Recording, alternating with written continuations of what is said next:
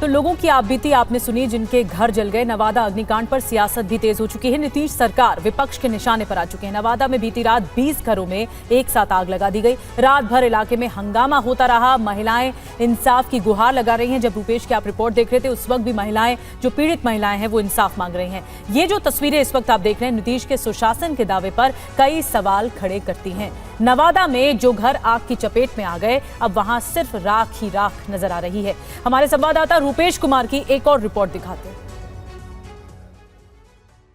चूल्हे में जब आग लगती है तो पेट की आग शांत होती है, लेकिन जब चूल्हे में आग लगाई जाती है तो पूरे शरीर में आग लग जाती है, और ऐसी आग जो शायद वर्षों बरस तक नहीं जलेगी। इस चूल्हे पर कुछ देर पहले रोटियां पकी थी, लेकिन यह चूल्हा ही जल गया, रोटियां भी जल गई। वैसे देखिए किस तरह से इस परिवार के लोगों की क्षुधा शांत करने के लिए, भूख शांत करने के लिए, पेट की आग बुझाने के लिए रोटियां पका करके रखी गई है, ताकि जो पुरुष सदस्य हैं, जो काम करने कमाने खाने बाहर गए हैं, वो जब घर लौटेंगे तो उन्हें रोटियां मिलेंगी। लेकिन रोटियां नसीब नहीं हुई।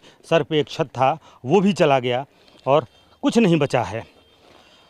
देखिए यहाँ पर आलू, चूल्हे में यहाँ भी आग लगी, पूरा घर जलकर राख हो गया है, सब कुछ स्वाहा हो चुका है। ये बच्चों का कभी टिफ़िन रहा होगा, बच्चों के किताब से लेकर के तमाम चीज़ें, कुछ नहीं बचा है। यहाँ देखिए इस घर में भी यहाँ पर रोटियाँ पड़ी हुई हैं, जली हुई रोटियाँ देखती रह गई और दबंग आए और पूरी बस्ती को आग लगाकर चले गए।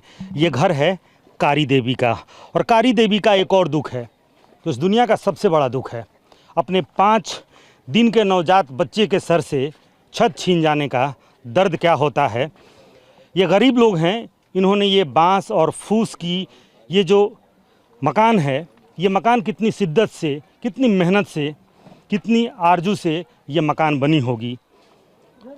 और यह मकान वसीरभद्र कहते हैं कि वर्षों बरस लग जाते हैं ये घर बनाने में, और तुम तरस नहीं खाते बिजलियां गिराने में।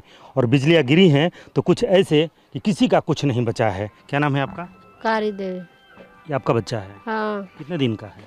5 दिन तो होवे किया सर। अच्छा, तो 5 दिन होवे किया। इसी घर में था ये बच्चा? हाँ, यही घर में था, तो वो आया तो आगे तो फायरिंग करा। फायरिंग करने के बाद आग लगा दिया। अच्छा। आग लगाने के बाद सब कहा कि भागो भागो, तो सब भाग गया, खाली हमें छकाया गया है। तो सोचा कि हम भी क्या छकाएगा, हम भागने लगा बच्चा को लेकर। अब पैसा रहा 40,000 जर गया, कपड़ा लाता 4 आटा 100 जर गया। 40,000 रुपया घर में था, सब जल गया। जो अन्न पानी इसको अथी मनाने के लिए छठी आ रही, इसका छठी है। हाँ कल है। अच्छा, कल इसका छठी था, छठा दिन। हाँ, तो जर गया तो क्या से मनाएगा। सब कुछ जर गया है, आटा, चार, गेहूँ, सब कुछ, पैसा कौड़ी सब कुछ, कपड़ा लता सब कुछ। तो लोगों के सिर से छतें छिन गई हैं और बहुत ही भयानक और खौफनाक मंजर है इस वक्त नवादा का। रूपेश कुमार हमारे साथ नवादा से एक बार फिर से जुड़ रहे हैं। रूपेश, हमने रिपोर्ट दिखाई, लेकिन ये नौबत आखिर आई क्यों? क्योंकि ये विवाद जमीन से जुड़ा हुआ बताया जा रहा है। पुलिस ने कोई एक्शन नहीं लिया। 3 दिन से ये विवाद था, 3 दिन से कुछ मारपीट जैसी घटना भी सामने आई थी। और अगर वाकई सरकारी जमीन पर था तो कोई वैकल्पिक व्यवस्था क्यों नहीं की गई प्रशासन की तरफ से? देखिए, प्रशासन के लोग खुद कंफ्यूज हैं, वो भ्रम की स्थिति बनी हुई है। और भ्रम ये है कि कोई कह रहा है गोलियां चली हैं, एक कह रहे हैं गोली नहीं चली है, एसडीएम कह रहे हैं गोली नहीं चली है, और डीएसपी कह रहे हैं गोलियां चली हैं। एक कह रहे हैं कि ये सरकारी ज़मीन है, और एसडीएम ने TV9 भारतवर्ष के साथ ये खुलासा किया है कि ये रैयती ज़मीन है और शमसुल मियाँ के नाम पर इस ज़मीन के कागजात हैं। दूसरे तरफ जो जाति की राजनीति है वो बिहार का मुकद्दर है, और वही राजनीति यहाँ पर भी आपको देखने को मिलेगी। यहाँ पर जो FIR हुआ है और जो गिरफ्तारियाँ हुई हैं, इस बस्ती में मांझी और रविदास समाज के जो लोग हैं वो उनकी ये बस्ती है। जो गिरफ्तारियाँ हुई हैं, जिनके ऊपर FIR हुआ है, वो हैं पासवान समाज के हैं, चौहान यानी कि नोनिया और यादव। और मैं ये इसलिए कह रहा हूं क्योंकि बिहार सरकार ने इस बस्ती में अपने जिस मंत्री को भेजा, वो भी उसी समाज से आते हैं जिस समाज की ये बस्ती है, यानी कि रविदास समाज से आने वाले रत्नेश सदा को यहाँ भेजा गया। हमने उनसे पूछा कि आप सहरसा के रहने वाले हैं। आखिर आप ही को सरकार ने यहाँ पे क्यों भेजा है? अब देखिए ये जो धुआं है, ये जो धुएं का गुबार अभी उठ रहा है वो अपने आप में, और हर दरवाजे पर बैठा हुआ व्यक्ति, हर दरवाजे पर बैठी हुई जो महिला है उसका अपना एक दारुण दुख है।